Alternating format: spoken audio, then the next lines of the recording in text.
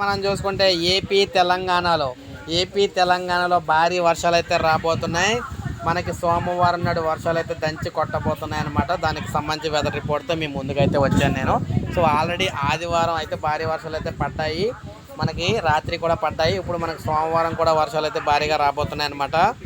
ఇక ఆంధ్రప్రదేశ్తో మొదలెడితే ఉత్తరాన ఉన్న శ్రీకాకుళం నుంచి పట్టుకొని ఈ వర్షాలు అయితే స్టార్ట్ అవుతున్నాయి. అలాగా మనకి చూసుకుంటే కర్నూలు, అనంతపురం వరకు కూడా పడబోతున్నాయి అనమాట. అయితే కొంతవరకు ఇక్కడ చిత్తూరు కావచ్చు, నెల్లూరు కావచ్చు, కొంతవరకు కడప కావచ్చు, ఇక్కడ మాత్రం కొంతవరకు పొడి వాతావరణం అయితే ఉండబోతుంది అనమాట. అదేవిధంగా మనం చూసుకుంటే మిగిలిన ప్రాంతాల్లో మనకు వర్షాలు అయితే రాబోతున్నాయి.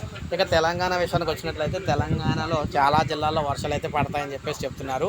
మ్యాక్సిమం చాలా జిల్లాల్లో తెలంగాణలో వర్షాలు అయితే వస్తాయని చెప్పి క్లియర్గా అయితే తెలుస్తుంది అనమాట మనకి.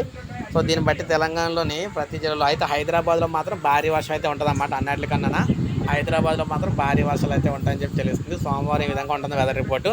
ఒక లైక్ చేయండి, సబ్స్క్రైబ్ చేసుకోవచ్చు, మన ఛానల్ సబ్స్క్రైబ్ చేసుకోండి.